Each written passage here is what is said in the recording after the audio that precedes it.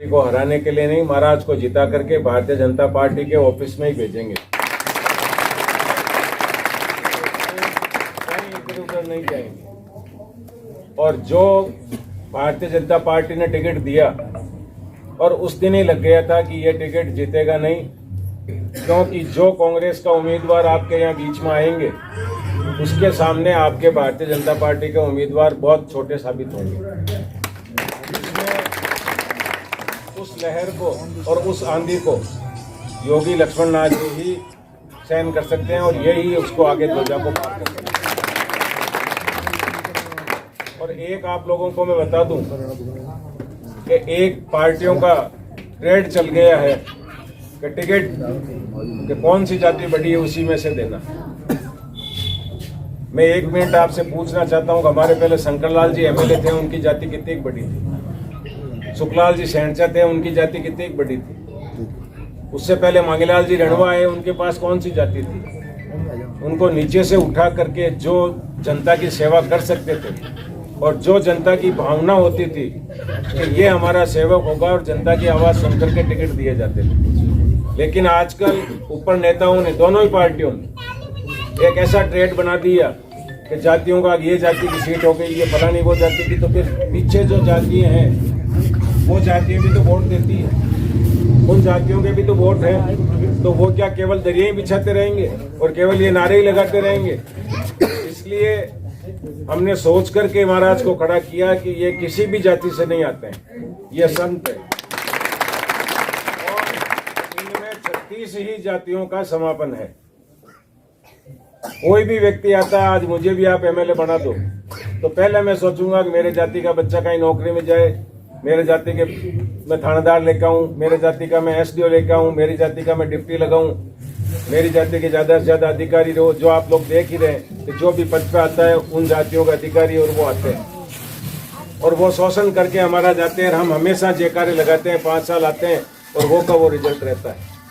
आज हमारे क्षेत्र के अंदर, पूरे पश्चिमी राजस्थान के अंदर उद्योग में देखा जाए तो जैतारण विधानसभा क्षेत्र सबसे ज्यादा बड़ा हुआ क्षेत्र है, जिसके अंदर 8-8, 9-9 फैक्ट्रियां सीमेंट की लग चुकी है, जहां हमारा हजारों बेरोजगार युवक उसमें जाकर के नौकरी कर सकते थे।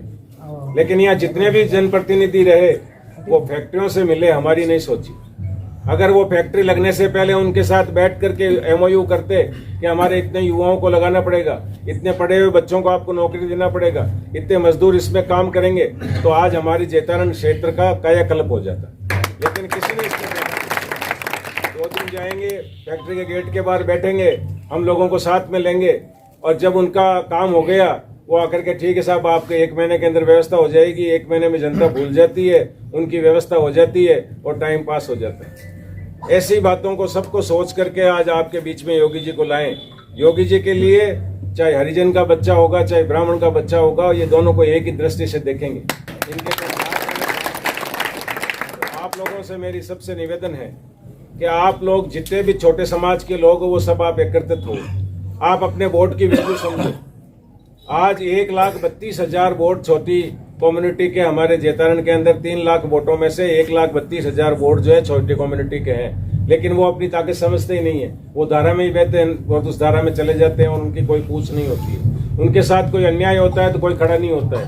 क्यों खड़ा नहीं होता है? तो उनके पीछे वोट की राजनीति नहीं, उनके पीछे वोट की ताकत नहीं है। जब आप सारे एकत्रित हो जाओगे और सारी छोटी जाति एक होकर के हो जाएगी कि अब हम सब मिलकर के एक हैं, उस दिन आपका जो जिसको भी आप भेजोगे वो अपना आप सुनने को तैयार हो जाएगी। इसलिए आपके बीच में योगी लक्ष्मण नाथ जी उपयुक्त रहेंगे। आप लोग एकजुट होकर के और जो जोश आज आप में है वो आप 25 तारीख तक कायम रखें। किसी के बहकावे में नहीं आए, किसी के लोभ में नहीं आए, कोई जाति या उसी के ऊपर नहीं जाए।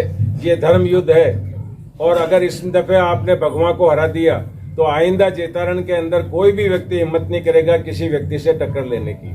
और जिस तरह से अभी ये चल रहा है उसी तरह चलता रहेगा। तो मेरा तो आपसे हाथ जोड़ करके यही निवेदन है कि आप में जो जोश है आप सब संगठित होवें और आज युवा इस देश की क्षेत्र की तकदीर बदल सकता है।